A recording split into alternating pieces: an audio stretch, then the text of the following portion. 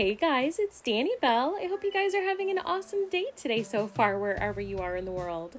Today, we are working on our next build on our Citycore Island Honeybelle 2.0. We're slowly but surely transforming this island into a realistic city. So I hope you're enjoying this series. I've been having a complete blast. This is really honestly the first time I've spent a lot of time in Animal Crossing New Horizons doing a structured Citycore type of build, and it's been so much fun. I really enjoyed it. So if you're looking for some inspo on how to create realistic Citycore builds on your island, please check out the other videos in this playlist series. Today we're going to be doing a little bit larger speed build. I wanted to create a huge giant cityscape for a big city feel on the island. So let's speed things up and going. I'm really excited to do this. It's going to be a big one, guys, not going to lie. This was definitely a huge build to take on. I'm not even kidding. It took a ton of trial and error, but I'm really excited. This is inspired by something I saw on Pinterest, so I wanted to do my own version of this. So I'll be sure to try to link any of the info for the original designer as best I can in the description of the video, and any of the custom designs we're using in today's build I will also put in the description, so that if you're looking for something like that to use on your island, you'll have it readily available. Alright, so first things first, we're going to be creating this massive second tier over here. Now, depending on how much space you have on your island is going to depend on how big you make it. Personally, I wanted this to be pretty huge, so this particular space itself is going to be pretty large. So we're just basically going to be filling this in as we go, and then once we do this, we'll be creating a second tier just above that, because I want to create a layered effect. Now, if you have the space to be able to do a cityscape that runs the length of your island, oh my goodness, that would be completely epic. I absolutely love that. I think having a huge focal point on an island has not only been a huge trend in our community, but I think that it really creates that wow factor when people are visiting your dream. And yeah, I really love that idea. Now, I don't have that kind of space because I want to reserve a lot of space for different types of builds. So this particular area we're creating is roughly about 25 squares wide and about 8 squares deep. So depending on, like I said, how much space you have, just work with what you have. I found in Animal Crossing that's part of the fun of the game, is making your island your own. It's really fun taking inspiration from other people in our community and making it your own, so that you can kind of create the space you want on your island. But don't stress if you don't have the space to do a build this size. You can even do a mini version of this. So yeah, just work with what you have is my best advice, and be patient with yourself. Again, a lot of these builds take a lot of trial and error, and when you see them in the video after you've seen the polished video, I can assure you that there's been hours of work situating different items and things like that before recording all of this. So don't be discouraged if it takes you a little bit of time. Just keep working on it little by little and find a way that works and is sort of your unique twist on whatever build you have. Alright, so we're creating a second layer here on top of this first section we've created. This one is going to be a little bit smaller. If you can, make it at least 3 squares wide, because you're going to need that much space to be able to walk around and place items. I'm pretty big on creating spaces with this overlay for custom design as well. I think that especially if you're in a flyover zone, it can make a huge difference when you're able to sort of fill in the grassy areas with custom design pattern, whether it be like leaves, anything that's conducive to the build. In this case, since it's more of a Citycore type of build, I'm just using part of the road pattern, honestly, just because I think that reusing patterns is really great since we have a limited amount of squares that we can use custom designs for. So I thought using anything that's sort of in that gray tone is going to be really great for filling in the floor and the bottom part of this particular build. So I'm just filling this in with a centerpiece for our road pattern, just to kind of give it that cement and sort of Citycore type of look before we start placing our items. So we're just finishing up these few little squares, and then we're going to go down and create a little bit of a sidewalk roadway over here in the front.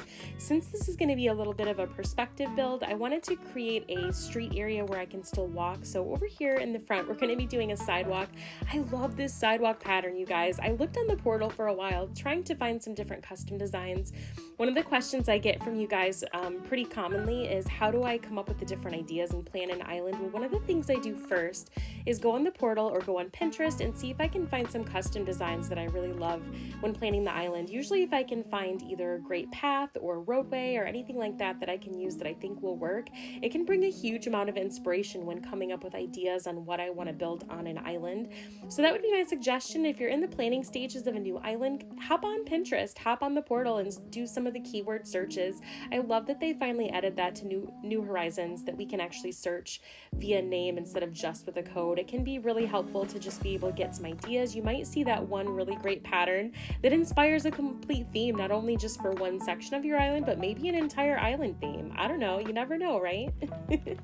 Okay, so what we're gonna do now that we've created this sidewalk area, we're gonna go ahead and create a little bit of a waterway. My idea was sort of to create a bridge that is sort of a perspective but leads over to the cityscape or downtown area of this build where the skyscrapers are. So I wanted to create this little, I don't know what you'd call it, like a harbor, that sort of thing. So we're creating a squared off area and leaving a section here in the middle for the bridge itself that's going to lead over to the skyscraper area. So the bridge, we're going to be creating a section that's at least 4 squares wide, and depending on how much space you have to create length, maybe about 8 to 10 squares long, just to make sure you have the space to create this bridge.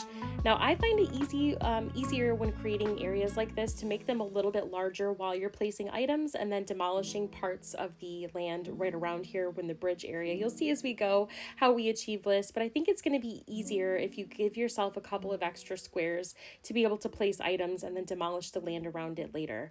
We also did a second tier here that's 2 squares wide by about 8 to 10 squares long, just to create enough space for the bridge, and then just using some of this adorable sidewalk pattern to sort of fill in on the floor before we go ahead and start placing some of the items for the bridge. Looking pretty good. All right, now we're placing some more of the roadway up here as Eric watches us intently. He's so precious. Love that little fella. He's been on the island forever, and I don't think I'm gonna let him leave. I think he's a keeper, definitely. We'll have to incorporate some clever build or store for him to be in charge of here on the island. All right, so I'm just checking all of these areas, want to make sure I have enough space. It was important to me to be able to have a little bit of walkway space down there as well, so we'll get back to the bridge here shortly. Just kind of wanted to mark everything out so that we have it ready to go. I don't know about you guys, but I tend to flit back and forth like a hummingbird between areas on builds. I don't know what it is. I know that for someone that has maybe a slightly more organized mind than I do, there's probably more efficient ways to do this, but for me, I kind of just let the creativity flow, and I tend to sort of bounce back and forth when creating all the terraforming spaces, especially in the beginning. All right, placing some of these items for the top level over here, I'm just sort of alternating this giant area with some of the server items. I love this item. It's a throwback item for sure, but I love the perspective and lighting that it creates for a skyscraper area. I've also sort of intermittently added simple panels with this skyscraper custom design pattern. And then I'm putting down some of the white floor lights here just to illuminate the simple panels so that when it's nighttime, they show up a little bit easier from the build from far away. There's lots of different lighting pieces that you can add in the game to sort of add to these designs using things like this light up diner sign that we're using here over to the side. If you can get that in a few different color variations, I think that can add a huge different details to the build like that can add a lot to something like this. I'm also doing this for the second tier, same idea, using the server item and then alternating it with the simple panels. Now I did have the custom design space to do a couple of different versions of the skyscraper pattern, so if you have the space to be able to do that, I think it adds a little more character to the build, but you could of course probably get away no problem with just using one if you only have 1 square to spare. All right, so now to add a little bit of extra lighting, I thought it would be great to use some of these giant lights here in the back. I figured by using some of these stadium lights facing forward, it might add a little bit of backlighting to the build itself in the nighttime, so we'll be sure to check that out. I think it's looking pretty good. I'm super excited with how this is coming together. Little by little, moving everything around, it can be kind of helpful to kind of hop over to the other side where you want the perspective to be showing, just to kind of see how everything's coming together. That way you can sort of tweak everything as you go. That's definitely something I think that makes a big difference when you're creating a build, to kind of get an idea of what it looks like from far away too. Okay, so I'm putting in a little bit more custom design pattern over here. I've sort of been building the roadways on Honeybelle 2.0 as we go. I think that that's a huge thing that, I don't know, I feel like different people do it differently, and there's no right or wrong way to do it. I think that some people do all of their roadways first when they're creating an island, and then they do their builds around the roadway sections. I think that's amazing. If I had the ability in my mind to plan things ahead that much, I think that that is a really great way to do it. I tend to do piece by piece, so I sort of figure out where I want my large builds to go on the island, and then I sort of do the roadways and connect them as I go for the builds. That works for me, but of course, like I said, everybody's different, and do what works for you. All right, we're gonna be adding some of the medieval building sides. I love this item, and I'm just basically framing in this entire build area with a lot of these gray medieval building sides because I kind of wanted it to have a little bit of lighting here on the bottom, and it also has a dual purpose. It sort of covers up the ugliness of the side of the cliff over here. So I thought that by doing this, especially since this is more of a perspective build, being that this bottom part is a little bit closer, that it'll sort of frame it in nicely. So we're just going to kind of frame this in here with a lot of these medieval building sides. And for this particular area, I wanted to be able to walk through here so I didn't have to go all the way around the build. So I'm being careful to make sure that I leave at least one square here on the front so that we can sort of sneak through here once we create the bridge itself on the build. Okay, looking pretty good. My pockets were full. I don't know, I totally wish we had bigger pockets in this game. How many of you out there feel like 40 items in your pockets is just never enough? I do think that carrying a storage shed is a huge improvement in the game, and I love that we have the ability to have that nearby. So if you're doing a huge build like this with so many items, I highly recommend carrying your shed with you. That way you can sort of place it down and then get any of the items you need. It for sure makes larger builds like this a little bit easier. Okay, so we're alternating on this bottom level more of the servers and simple panels, and then I've also incorporated some of the short simple panels as well. I think that it adds a little bit of differentiation, and we're going to go ahead and place some more floor lights down here in front of some of the simple panels to add an extra layer of illumination.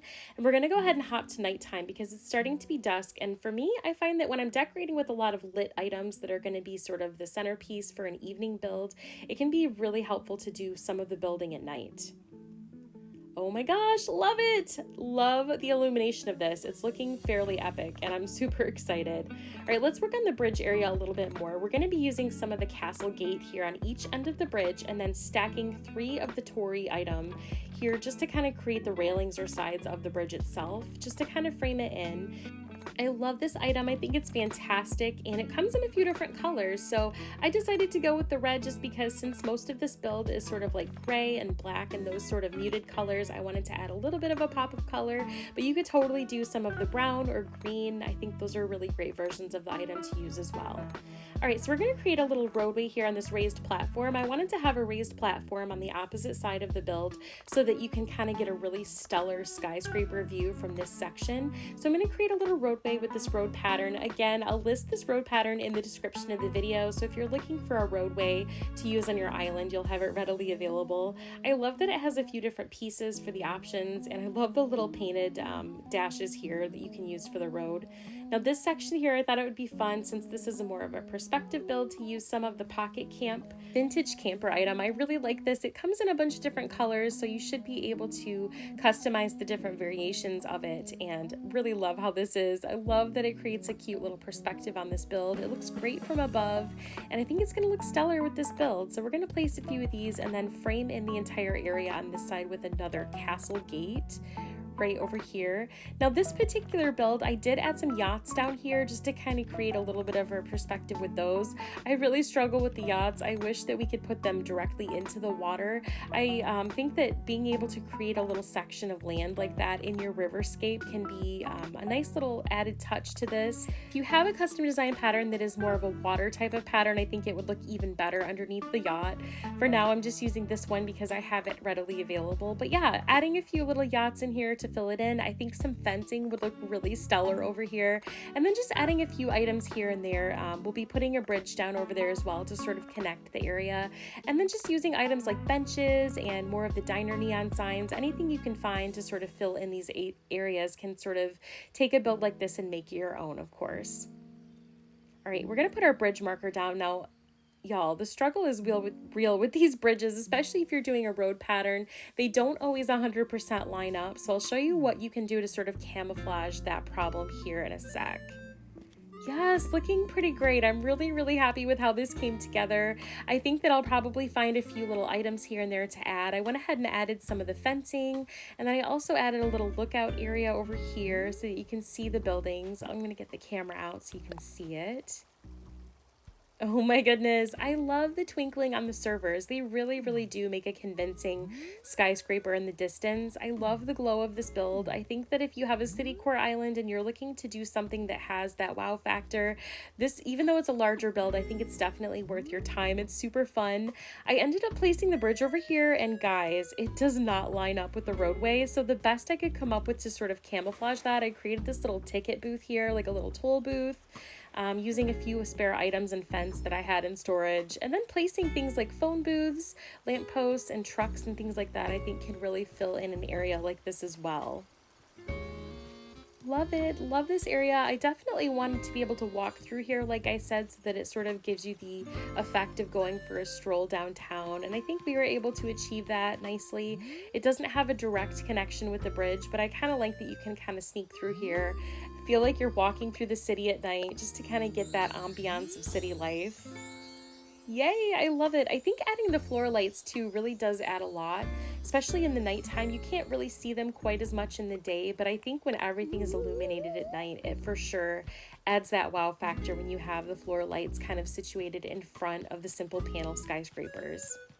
I went ahead and added some of these wood partitions and then some of the plastic benches that you can get, with some Nook miles, just to kind of place everything there so there's some seating areas. And I think adding the fence, the steel fence in this sort of gray or black color looks really great. It adds a lot, adding some fencing to a build like this. Yes, love it. Let's take a look at it one more time over here with the camera so you can kind of see what the view looks like before we wrap up the video today. I hope that you enjoyed this video. I hope that it brought you some inspo. So if you're looking for a perspective build or just a huge build on your island to kind of have that wow factor, I hope that this build brought you some inspo on how you can achieve that. Just remember that you can do it. Just try your best, work with the space that you have on your island and make it your own. That's part of the fun of Animal Crossing New Horizons, is sharing inspiration with each other and kind of creating your own twist on your own build. I hope y'all enjoyed this video. Thank you so much for watching. I hope you're enjoying this. If you like this type of content, please hit the like button and consider subscribing to the channel. I always appreciate so much from the bottom of my heart all of the subscribers. You all are amazing, and I can't tell you how much I appreciate all of your kind comments on Instagram. You can find me on Instagram at Peppy Crossing Play. So if you try this build yourself, tag me in the photos. I always love to see how your version of these builds come together. Again, thank you so much for watching. Wishing you all an amazing day. Take care, and we'll see you in the next one.